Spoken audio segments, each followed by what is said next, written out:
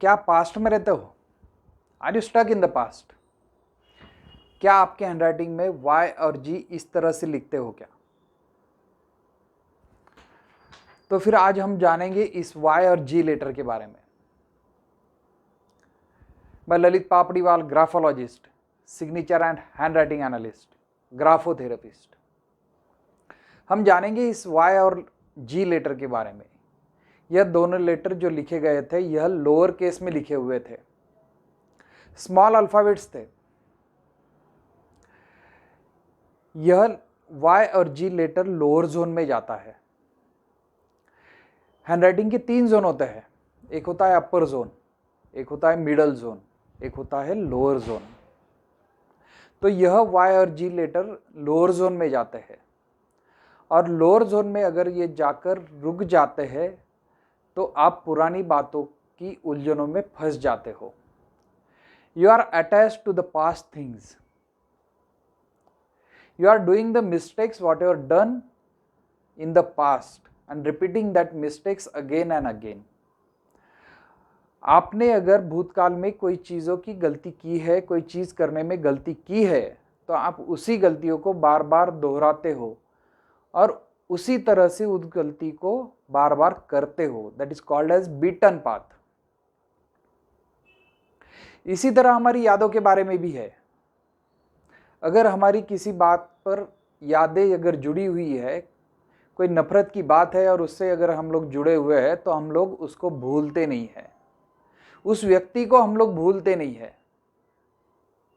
किसी ने बहुत खूब कहा है, भूलने वाली सारी बातें याद है, भूलने वाली सारी बातें याद है, इसीलिए जिंदगी में विवाद है।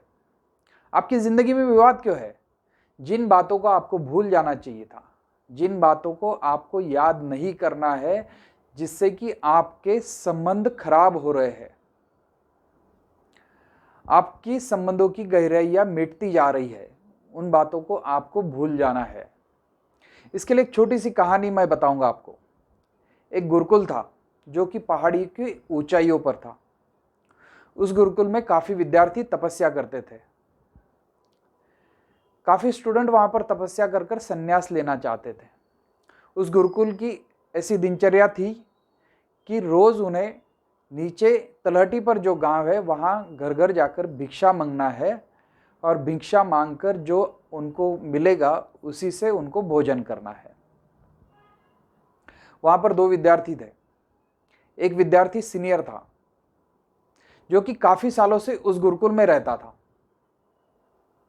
और एक विद्यार्थी जूनियर था जो अभी अभी 1-2 साल पहले उस गुरुकुल में रहने के लिए आया था। एक दिन वह दोनों भिक्षा मांगने के लिए निकलते हैं। वो भिक्षा मांगने के लिए तलहटी की ओर जाते हैं, गांव की ओर जाते हैं। हर घर जाकर वो भिक्षा मांगते हैं, और वह भिक्षा ग्रहण कर कर पहाड़ी की ओर चल दिए होते हैं। उसी समय वहां पर बारिश चलती है, और बारिश के कारण पहाड़ी पर फिसलन बढ़ती है, स्लिपरी हो जाती है वो पहाड़ी। वह पहाड़ी की ओर चल दिए, कुछ अंतर काटने पर उन्हें एक पीछे से आवाज आती है कि मेरी मदद कीजिए, प्लीज हेल्प मी, मैं संकट में हूं, मेरी मदद कीजिए। वह पीछे मुड़कर देखते हैं तो उन्हें एक लड़की दिखती है, बहुत सुंदर लड़की होती है। वह दोनों उस लड़की की ओर जाते हैं और उस लड़की को पूछते हैं कि क्या हुआ है। वो बताती है कि मुझे मदद कीजिए, मैं संकट में फंसी हूं। मेरे कुछ साथीदार इस पहाड़ी पर चढ़ाई करने के लिए आए हुए थे, और वह आगे चले गए, मैं पीछे रह गई हूं, क्योंकि मेरे पैर में चोट आ चुकी है, और मैं बार बार चढ़ने की कोशिश कर रही हूं, पर मेरे पैर इस पहाड़ी से फिसल रहे हैं, और मोच के कारण मैं पहाड़ी चढ़ भी नहीं पा रही हूं। यह दोनों विद्यार्थी परेशान हो जाते हैं। इन्हें लगता है अब करें तो क्या करें। हमें तो गुरुकुल में शिक्षा दी गई है कि किसी नारी को स्पर्श नहीं करना है, किसी भी स्त्री को स्पर्श नहीं करना है। उनके सामने यह कसौटी थी, यह एक चैलेंज था कि अब इस चैलेंज को कैसे हम लोग पार करें। यह सोचते सोचते वह लड़की और उनसे बताती है कि प्लीज़ मुझे हेल्प कीजिए, मेरे जो साथीदार है ये ऊपर बहुत ज़्यादा परेशान हो जाएंगे, मैं पीछे कहाँ रह गई। यह लोग मुझे ढूंढने निकलेंगे और वह सब परेशान हो जाएंगे, तो मुझे इसमें हेल्प कीजिए, मुझे उन तक पहुंचा दीजिए। यह सुनकर वह जूनियर स्टूडेंट जो होता है वह उसे कंधे पर बैठा लेता है और वह पहाड़ी की ओर चल पड़ता है। कुछ डिस्टेंस पर जाने पर वह उनके साथीदार को मिलता है, इस लड़की को वहां पर छोड़ देता है। यह सब चीज़ें उस सीनियर ने देखी हुई है, वह उसके साथ में ही था, तो उसने यह सब चीज़ें देखी। उसे गुस्सा आने लग गया कि हमें गुरुकुल में सिखाया गया है कि किसी नारी को स्पर्श नहीं करना है, किसी भी लड़की को स्पर्श नहीं करना है। इस जूनियर ने यह क्या कर दिया। वह क्रोधित होने लगता है, उसे बहुत गुस्सा आने लगता है और इसी गुस्से में वह गुरुकुल की ओर चल पड़ते हैं। सीनियर आगे आगे चलता है, जूनियर पीछे पीछे चलता है। सीनियर बार बार पीछे देखता है उस जूनियर के पास और उसके चेहरे पर साफ तरह से क्रोध, उसका गुस्सा झलक रहा होता है। जूनियर यह सब चीज़ें देख रहा होता है। गुरुकुल में पहुंचने तक उन्हें शाम हो जाती है।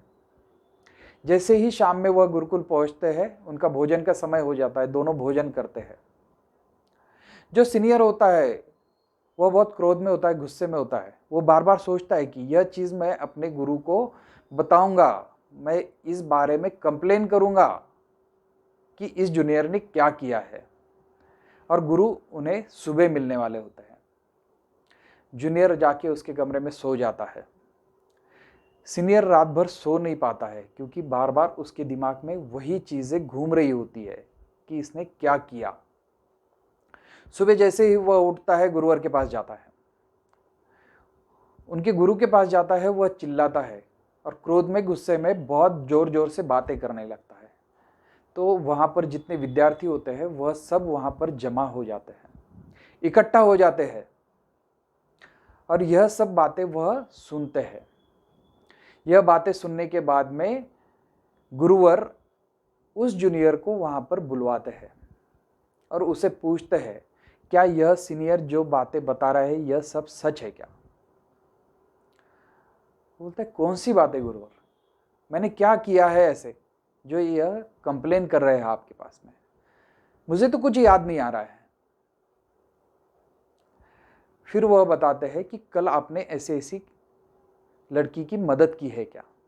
वो बताते हैं, हाँ मैंने कल किया था, यह बात मैंने कल की थी, पर मैं उस बात को भूल चुका था। मैं तो रात में आराम से सो गया था और आज सुबह से मैं अपनी दिनचर्या में लगा हुआ था। तो गुरुवर उसके पास देखकर स्मित हास्य देते हैं, हल्की सी मुस्कान देते हैं और सीनियर को बताते हैं, वह जूनियर उसकी जगह पर ठीक था, उसने उसकी जिम्मेदारी निभाई है, संकट में मदद की है, उस लड़की की उसने ख्याल किया है, उसकी गरिमा भी रखी है, उसे अपमानित नहीं किया है। यह कार्य जो जूनियर ने किया है यह ठीक है। और वह उस बात को भूलने के बाद रात में सो गए हो।